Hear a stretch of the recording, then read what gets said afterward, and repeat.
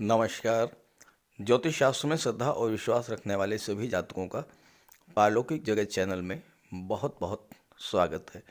वर्ष 2022 का अंतिम माह दिसंबर 2022 अपनी समाप्ति की ओर है और नूतन वर्ष 2023 के प्रथम माह जनवरी 2023 की शुरुआत होने जा रही है। सबसे पहले आप सभी को नव वर्ष 2023 की बहुत बहुत शुभकामनाएं। वर्ष 2022 में आपने बहुत कुछ पाया भी होगा और कुछ न कुछ खोया भी होगा। जीवन में बहुत सारे चैलेंजेस भी आए होंगे और कुछ समय ऐसा भी रहा होगा जब अपने जीवन में सुकून भी महसूस किया होगा और लाइफ को एंजॉय भी किया होगा।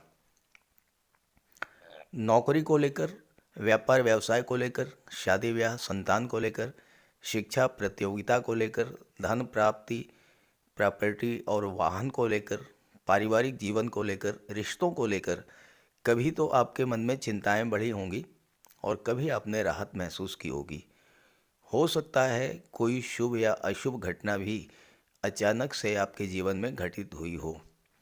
इन सब के पीछे रहा है आपकी कुंडली में ग्रहों का गोचर और आपके जीवन में चल रही ग्रहों की महादशा या अंतर्दशा का प्रभाव। ज़्यादा विस्तार में तो चर्चा नहीं की जा सकती है, लेकिन वर्ष 2022 की कुछ प्रमुख घटनाएं जिनके कारण आपके जीवन में उथल पुथल मची होगी और आपको परेशानियों का सामना करना पड़ा होगा, संघर्ष बढ़ा होगा और किसी न किसी तरह की क्षति भी हुई होगी, इस पर चर्चा करेंगे। फिर चर्चा करेंगे नूतन वर्ष 2023 का प्रथम माह जनवरी 2023 आपके लिए किन किन खुशियों की सौगात लेकर आ रहा है। ये विश्लेषण आपकी चंद्र राशि के आधार पर किया जा रहा है और वीडियो के अंत में मैं आपको ग्रहों के उपाय भी बताऊंगा। पहले बात करते हैं 2022 की। देखिए, वैसे तो 2022 पिछले वर्षों से कई मायनों में बहुत बेहतर रहा। 2020, 2021 से तो बहुत अच्छा रहा, लेकिन 2022 की जो सबसे महत्वपूर्ण घटना रही है वो है शनिदेव का दो बार राशि परिवर्तन।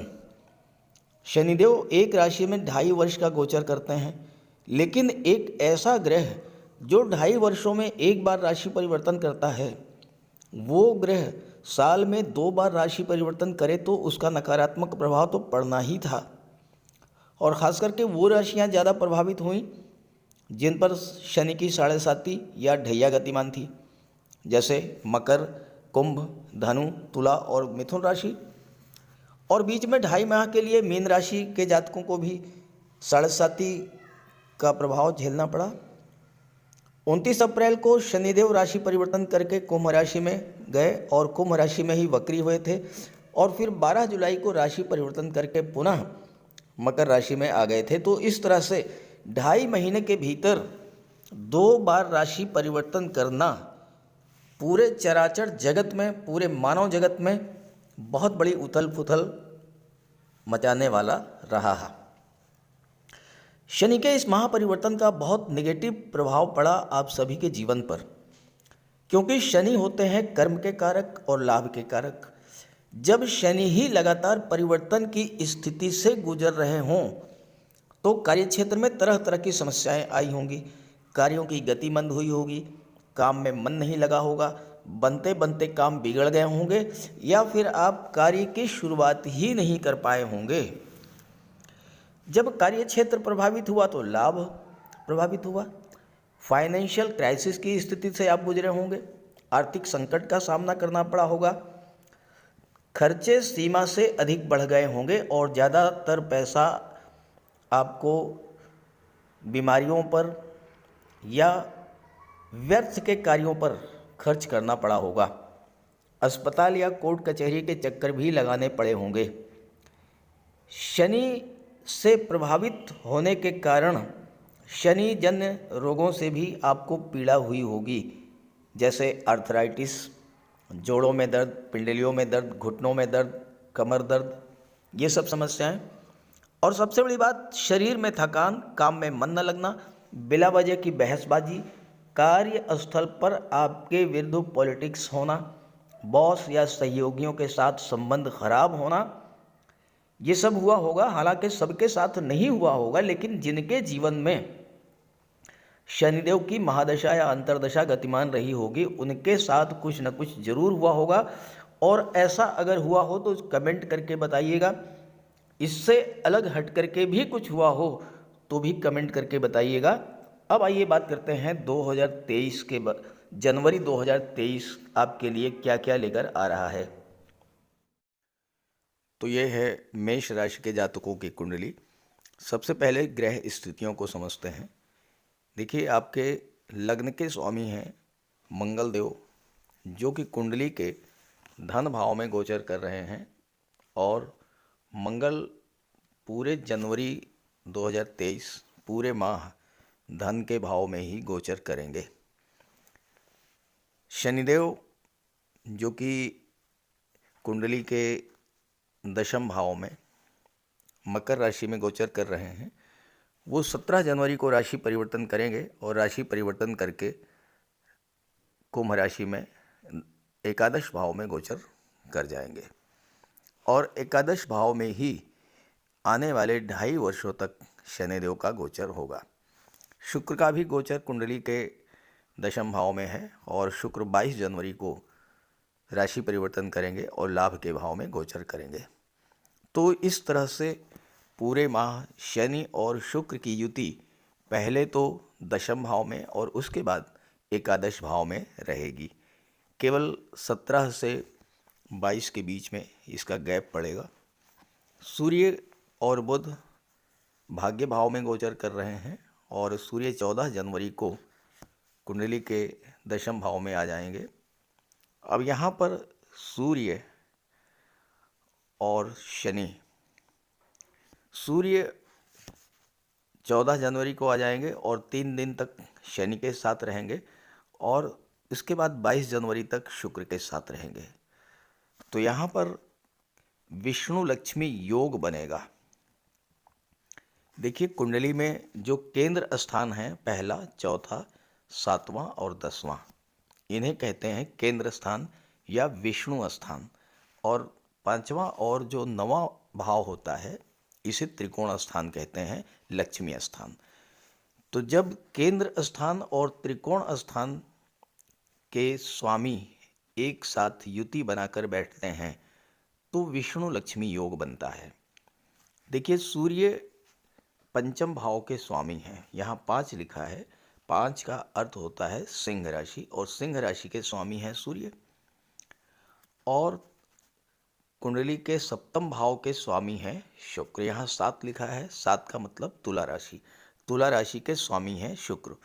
तो 14 जनवरी से 22 जनवरी तक सूर्य और शुक्र दोनों ही कुंडली के दशम भाव में रहेंगे और यहाँ पर विष्णु लक्ष्मी योग बनेगा।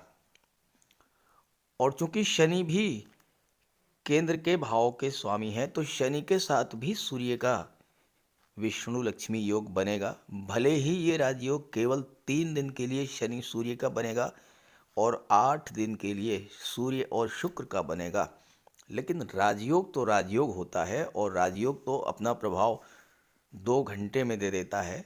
यहाँ तो फिर भी 8 दिन का बनने जा रहा है। ये बहुत ही श्रेष्ठ राजयोग होता है और आपको इसका बहुत बड़ा लाभ मिलेगा जनवरी 2023 में। देवगुरु का गोचर कुंडली के 12वें भाव में है, अपनी ही राशि मीन राशि में। राहु आपके लग्न भाव में है और केतु सप्तम में है। ये तो है ग्रह स्थितियाँ। अब आइए इसके प्रभाव के बारे में चर्चा करते हैं। मेष राशि के जातकों के लिए जो सबसे महत्वपूर्ण गोचर है वह है सूर्य और मंगल का।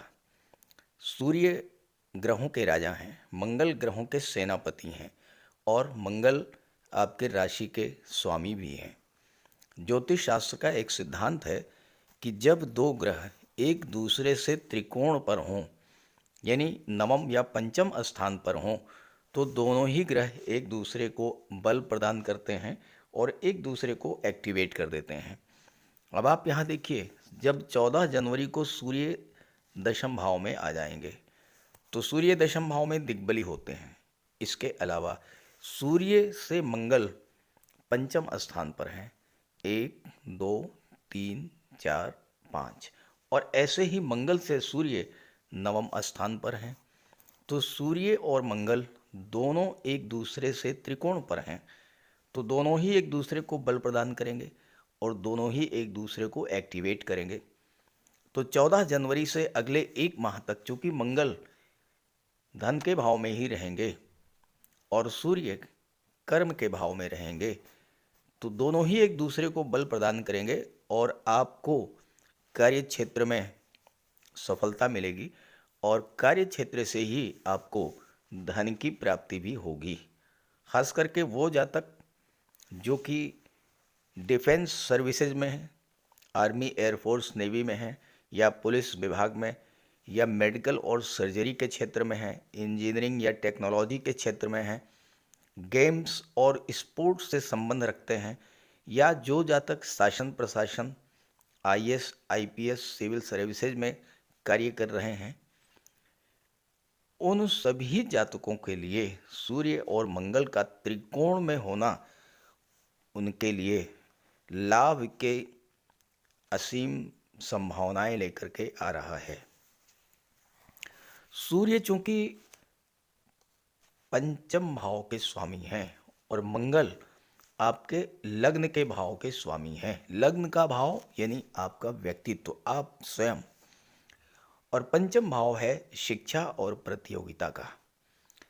तो यहाँ पर छात्रों के लिए सूर्य का और मंगल का त्रिकोण पर होना गवर्नमेंट जॉब की दिशा में एक सार्थक कदम होगा। बुध छठे भाव के स्वामी होकर के भाग्य के भाव में बैठे हैं और बुध सूर्य के परम मित्र हैं। तो ऐसे में जनवरी 2022-23 का महीना और ख़ास करके 14 जनवरी से 13 फरवरी, आप चाहें तो ये डेट नोट कर लें, 14 जनवरी से और 13 फरवरी, इस गोचर काल में जो छात्र प्रतियोगी परीक्षाओं की तैयारी कर रहे हैं उनके लिए सूर्य, मंगल और बुध सफलता के द्वार खोलने जा रहे हैं। क्योंकि मंगल और सूर्य जब एक दूसरे से त्रिकोण पर होते हैं तो सूर्य क्या है? सूर्य राजा हैं। सूर्य आपका आत्मविश्वास है, आपका आत्मबल है, आपकी विल पावर है। और मंगल क्या है? मंगल आपकी एनर्जी है, ऊर्जा है, पराक्रम और साहस है। तो जब मंगल और सूर्य एक दूसरे से त्रिकोण पर होंगे तो आपके अंदर कंपटीशन को क्रैक करने की विल पावर बहुत ही स्ट्रांग होगी और आप सफलता प्राप्त करेंगे। गवर्नमेंट जॉब की दिशा में आपके कदम आगे बढ़ेंगे। मंगल यहाँ अष्टम के भी स्वामी हैं। थोड़ा सा आपको सावधानी बरतनी होगी वाहन चलाते समय। अगर आप मेष राशि के जातक हैं तो वाहन चलाते समय आपको विशेष सावधानी बरतनी होगी, क्योंकि मंगल की दृष्टि भी पड़ रही है और मंगल अष्टम के स्वामी भी हैं। और साथ ही साथ संतान की तरफ से भी आपको विशेष सावधानी बरतनी होगी, क्योंकि मंगल की चौथी दृष्टि पंचम भाव पर पड़ रही है। तो जो गर्भवती माताएं हैं उनको भी इस गोचर काल में विशेष सावधानी बरतनी होगी। अब आइए बात करते हैं शनि और शुक्र के बारे में। दूसरा जो महत्वपूर्ण गोचर है जनवरी 2023 का, वो है शनि और शुक्र का गोचर। शुक्र यहाँ पर 22 जनवरी तक हैं और 17 जनवरी तक शनि और शुक्र की युति बनेगी। शनि और शुक्र दो ऐसे ग्रह जो एक दूसरे के बहुत गहरे मित्र हैं। शनि और शुक्र जब एक साथ होते हैं और वो भी केंद्र के भाव में, एक दूसरे को बल को बहुत अधिक बढ़ा देते हैं। अब यहाँ देखिए शुक्र क्या है।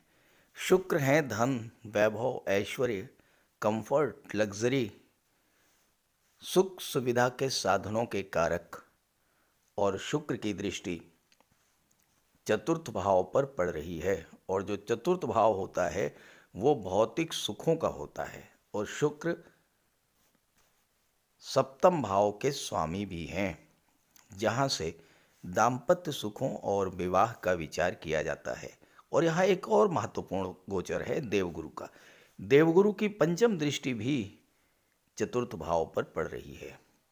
ऐसे में जनवरी का माह आपके लिए प्रॉपर्टी, वाहन खरीदने की दृष्टि से बहुत अच्छा रहेगा।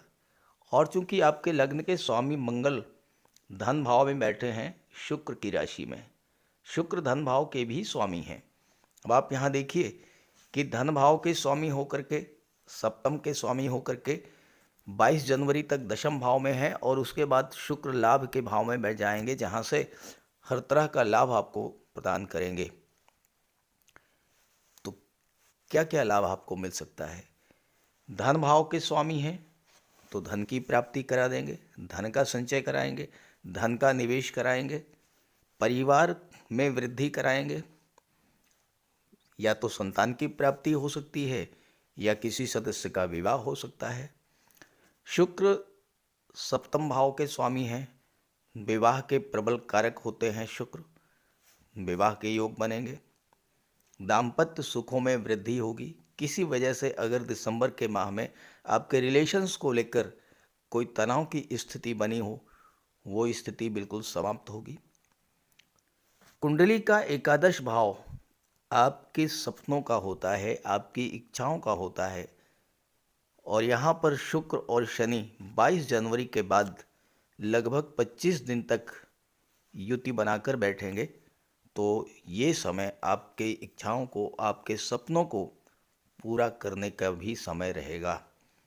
कोई पुरानी इच्छा आपकी मकान बनवाने की थी, मकान का विस्तार करने की थी, मकान का डेकोरेशन कराना चाहते थे आप, 4 व्हीलर खरीदना चाहते थे, या संतान का विवाह करना चाहते थे, या और कोई मांगलिक आयोजन आप करना चाहते थे, वो नहीं कर पा रहे थे, अब आप उस कार्य को करने में सक्षम होंगे।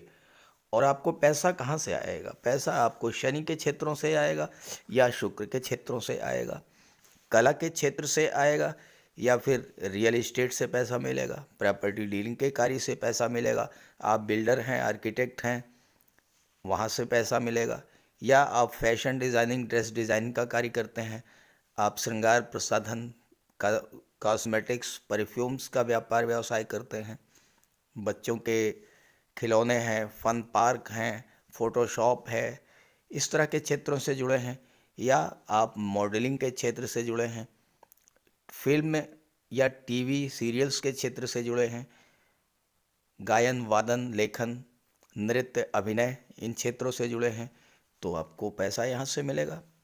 धन प्राप्ति और धन के संचय का प्रबल योग बनेगा जनवरी 2022 में, और साथ ही साथ आपके जीवन में खुशियों की बरसात करने का भी योग बनेगा जनवरी 2022 में, क्योंकि चतुर्थ भाव को शनि, शुक्र और गुरु तीनों ही ग्रह प्रभावित कर रहे हैं।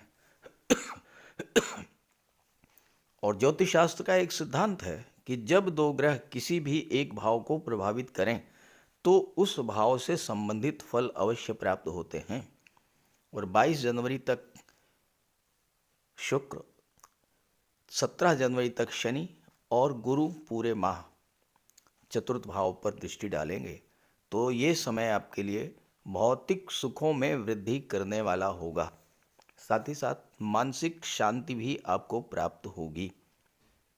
अभी तक शनि यहाँ पर अकेले थे, और शनि के कारण आपके स्वभाव में एक रूखापन सा आ गया होगा, एक ड्राइनेस सी फील की होगी आपने, वो चीज़ अब आपकी समाप्त हो जाएगी। जैसे ही यहाँ पर शुक्र आएंगे, उसके बाद दिसंबर लास्ट में शुक्र यहाँ पर आ जाएंगे, और उसके बाद शनि शुक्र की युति बनेगी, और स्वभाव में आप एक परिवर्तन महसूस करेंगे, मानसिक शांति अनुभव करेंगे, और माता के स्वास्थ्य में भी आपको सुधार देखने को मिलेगा। व्यापारियों के लिए भी शनि, शुक्र और बुध का गोचर बहुत ही श्रेष्ठ फल देने वाला होगा, क्योंकि बुध का गोचर भाग्य भाव में है। बुध शनि के भी मित्र हैं और शुक्र के भी मित्र हैं, और बुध छठे भाव के स्वामी होकर के भाग्य के भाव में बैठे हैं। अब छठा भाव कर्ज का होता है, तो कोई ज़रूरी नहीं है कि कर्ज की वजह से आप परेशान दिखें। यह भी इसका प्रभाव होगा कि अगर आप अपने व्यापार व्यवसाय को बढ़ाने के लिए कोई लोन लेना चाहते हैं बैंक से या किसी गवर्नमेंट इंस्टीट्यूशन से, आप कर्ज लेना चाहते थे, तो बुध के प्रभाव से वह कर्ज आपको जनवरी में मिल जाएगा, मिलने का योग बनेगा, क्योंकि भाग्य आपका साथ देगा। बुध व्यापार के कारक हैं, व्यापार के लिए धन चाहिए, और धन के लिए अगर आप लोन के लिए अप्लाई करते हैं, बुध छठे भाव के स्वामी हैं और तीसरे भाव के भी स्वामी हैं। अगर आप गवर्नमेंट सेक्टर में हैं और बुध की दृष्टि तीसरे भाव पर पड़ रही है और तीसरे भाव के स्वामी भी हैं बुध, तो आपके ट्रांसफर्स के भी योग बनेंगे। हालांकि बुध भाग्य भाव में बैठे हैं और सूर्य के साथ में हैं, तो आप जहां पर ट्रांसफ़र चाहते हैं, ट्रांसफ़र आपका वहीं पर होगा। आप ट्रैवल एंड टूरिज़्म से जुड़े हुए हैं या आप मार्केटिंग का कार्य करते हैं, शेयर मार्केट से जुड़े हुए हैं, ऐसे सभी जातकों के लिए बुध का भाग्य भाव में गोचर करना बहुत ही लाभ की स्थिति बना रहा है। जो education sector, finance sector, banking sector, IT sector, computer communication या मैनेजमेंट के क्षेत्र से जुड़े हैं, उन जातकों के लिए भी धन प्राप्ति और धन के संचय के प्रबल योग हैं, क्योंकि शनि लाभ के भाव के स्वामी हैं, शुक्र धन के भाव के स्वामी हैं और बुध भाग्य भाव में गोचर कर रहे हैं और पराक्रम भाव के स्वामी हैं। तो ये जो कॉम्बिनेशंस बन रहे हैं शनि शुक्र और बुध के, ये आपके लिए धन प्राप्ति की दृष्टि से, व्यापार व्यवसाय में उन्नति की दृष्टि से बहुत ही श्रेष्ठ योग बन रहा है। बात करें राहु की, लेकिन राहु से पहले एक नज़र मंगल पर भी डाल लेते हैं। मंगल के बारे में मैंने चर्चा पहले ही कर दी, लेकिन यहाँ पर ध्यान दें आप कि आपके राशि के स्वामी मंगल हैं और राशि के स्वामी मंगल होने के कारण स्वाभाविक तौर पर आपके स्वभाव में उग्रता होती है, क्रोध आपको अधिक आता है। अब यहाँ पर मंगल सेकंड हाउस में बैठे हुए हैं। सेकंड हाउस वाणी का होता है, आपकी स्पीच का होता है, और राहु से सेकंड पर है मंगल। राहु क्या करते हैं? राहु एक्सट्रीम को शो करते हैं, चीज़ों को बहुत अधिक बढ़ा देते हैं।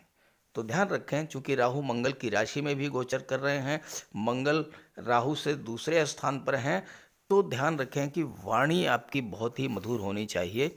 क्रोध पर आपको नियंत्रण रखना होगा, क्योंकि अगर क्रोध आ गया आपको, तो फिर राहु आपके क्रोध को आउट ऑफ कंट्रोल कर देंगे। बहुत अधिक क्रोध आएगा, एकदम विस्फोटक स्थिति बनेगी। इसलिए स्वभाव सौम्य रखें और वाणी पर नियंत्रण रखें। फिर आप देखिए कि आपको शनि शुक्र बुध सूर्य गुरु इन सब का बहुत बड़ा लाभ मिलेगा। राहु आपके लग्न भाव में बैठे हैं और राहु आपकी एम्बिशंस को शो करते हैं, आपकी महत्वाकांक्षाओं को शो करते हैं, और राहु आपकी एम्बिशंस को बहुत अधिक बढ़ा देंगे। केतु की दृष्टि पड़ रही है, केतु है बुलंदी, केतु है ऊंचाई, तो आप अपने कार्य क्षेत्र में, व्यापार व्यवसाय में नई नई ऊंचाइयों को स्पर्श करेंगे। लेकिन ध्यान रहे कि आपकी कुंडली में जो भी ग्रह कमजोर स्थिति में हो या आपके जीवन में जिस भी ग्रह की महादशा या अंतर्दशा गतिमान हो, उस ग्रह का उपाय अवश्य कीजिएगा। तो चलिए बात करते हैं उपायों पर। किसी भी जातक की कुंडली में बनने वाले राजयोगों का संपूर्ण लाभ उसे तब मिल पाता है जब राजयोग बनाने वाले ग्रह कुंडली में मजबूत स्थिति में हों। और ज्योतिष शास्त्र में ग्रहों को बल प्रदान करने के लिए उपायों की व्यवस्था की गई है। तो अगर आपकी जन्म कुंडली में राजयोग बनाने वाले ग्रह कमज़ोर स्थिति में हैं, अंश बल से कमज़ोर हैं, तो ग्रहों का उपाय ज़रूर कीजिए। इससे ग्रहों को बल प्राप्त होगा और आपको राजयोग का संपूर्ण लाभ प्राप्त हो पाएगा। सबसे पहले मंगल की बात करते हैं। इसके लिए बजरंगबली की उपासना कीजिए, हनुमान जी की आराधना कीजिए, स्ना हनुमान चालीसा का पाठ कीजिए, हनुमान जी के मंदिर में जाकर के उनके चरणों में बैठिए और उनके चरणों का सिंदूर अपने मस्तक पर धारण कीजिए। मंगलवार के दिन स्नान के बाद लाल वस्त्र धारण कीजिए, मंगलवार का व्रत रखिए। हनुमान जी को सिंदूर में चमेली का तेल मिला करके अर्पित करें। हनुमान जी को चोला चढ़ाएं और मूंगा धारण कर सकते हैं, लेकिन किसी योग्य ज्योतिषी से परामर्श लेकर। और मंगलवार के दिन लाल वस्त्र, गेहूँ, गुड़ और तांबे का दान करने से भी मंगल को बल प्राप्त होता है। जहाँ तक देवगुरु की बात है, देवगुरु बृहस्पति को प्रसन्न करने के लिए गुरुवार का व्रत रखिए। 5 गुरुवार, 11 या 43 गुरुवार का व्रत रखें। घर में केले का एक वृक्ष लगा लें और उसकी सेवा करें। स्नान करते समय पानी में हल्दी या केसर मिलाकर स्नान करें और हल्दी या केसर का तिलक लगाएं। भूल करके भी गुरु, साधु, संतों का, माता पिता का अपमान ना करें। माता पिता, गुरु और वृद्धों का सम्मान करें, उनकी सेवा करें और उनका आशीर्वाद प्राप्त करें। तोते को चने की दाल खिलाएं, इससे बुध और गुरु दोनों प्रसन्न होते हैं। पुखराज भी धारण कर सकते हैं गुरुवार के दिन, लेकिन योग्य ज्योतिषी का परामर्श लेकर ही कोई रत्न धारण करें। ज़्यादा बेहतर यह है कि हल्दी की एक गांठ पीले वस्त्र में बांधकर अपने बाजू में बांध लीजिए और पीले रंग के वस्त्रों का ज़्यादा प्रयोग कीजिए। चादर, तकिए, गिलाफ ये सब पीले रंग के रखिए, पर्दे। शुक्र को बल प्राप्त हो, इसके लिए माता लक्ष्मी की उपासना कीजिए और 21 या 31 शुक्रवार को व्रत रखें। शुक्रवार के दिन सफ़ेद रंग के वस्त्र, चीनी, चावल, दूध और दही, घी से बने पदार्थों का सेवन करें। और शुक्रवार के दिन सफ़ेद वस्त्र, चावल, चीनी, घी, श्रृंगार सामग्री, कपूर, मिश्री और दही, इन सब चीज़ों का यथाशक्ति दान करें। डायमंड धारण कर सकते हैं, लेकिन हीरा धारण करने से पहले योग्य ज्योतिषी का परामर्श ले लें। महिलाओं का सम्मान करें। शुक्रवार के दिन कन्याओं को खीर और मिष्ठान का भोजन कराएं। इत्र का प्रयोग करें। घर को साफ सुथरा रखें और भगवान शिव को श्वेत पुष्प अर्पित करें। जहाँ तक बुध की बात है, तो बुधवार के दिन तुलसी का पौधा लगाकर उसकी सेवा करें। गाय की सेवा करें, गाय को हरा चारा खिलाएं। हरियाली बढ़ाने वाले पौधे लगाएं और दान करें पौधों का, क्योंकि बुध को हरा रंग अत्यंत प्रिय है। बुधवार को घर के मेन डोर पर पंच पल्लव का तोरण लगा दें और किन्नर को दान देकर उसका आशीर्वाद प्राप्त करें। देवी दुर्गा के मंदिर में हरे रंग की चूड़ियाँ दान करें। गणेश जी की उपासना करें और साबुत हरी मूंग हरे कपड़े में बांधकर अर्पित करें। बुधवार के दिन हरे रंग के रुमाल, मोजे और टाई का प्रयोग करें। ओम बुम बुधाय नमः इसका एक माला जाप करें। पन्ना धारण कर सकते हैं, लेकिन परामर्श के बाद किसी योग्य ज्योतिषी से। और ना तो झूठ बोलें और ना ही किसी को अपशब्द कहें। जहाँ तक शनिदेव की बात है, तो कम से कम 19 और ज़्यादा से ज़्यादा 51 शनिवार का व्रत रखें। पीपल के वृक्ष के नीचे सरसों के तेल का दीपक जलाएं शनिवार के दिन। शनिवार के दिन एक प्याले में, एक कटोरी में सरसों का तेल लेकर के उसमें अपना चेहरा देखिए और फिर उस तेल को दान कर दीजिए। उड़द से बनी पंजीरी, पकौड़ा, चीला, बड़ा, इन सब का सेवन करिए। सरसों के तेल में बने भोज्य पदार्थों का सेवन कीजिए। शनिवार के दिन कंबल, जूता, चप्पल, लोहा, काला तिल, काला उड़द, काले वस्त्र और जटा वाले नारियल दान दें। नीलम धारण कर सकते हैं, लेकिन नीलम धारण करना किसी योग्य ज्योतिषी से परामर्श लेकर धारण करें, क्योंकि नीलम रंग से राजा भी बना देता है और कभी कभी अगर नीलम आपके लिए शुभ नहीं हुआ तो राजा से रंक भी बना देता है, इसलिए नीलम का प्रयोग बहुत सोच समझ कर करें। ज़्यादा बेहतर ये है कि आप गरीबों की हेल्प करें।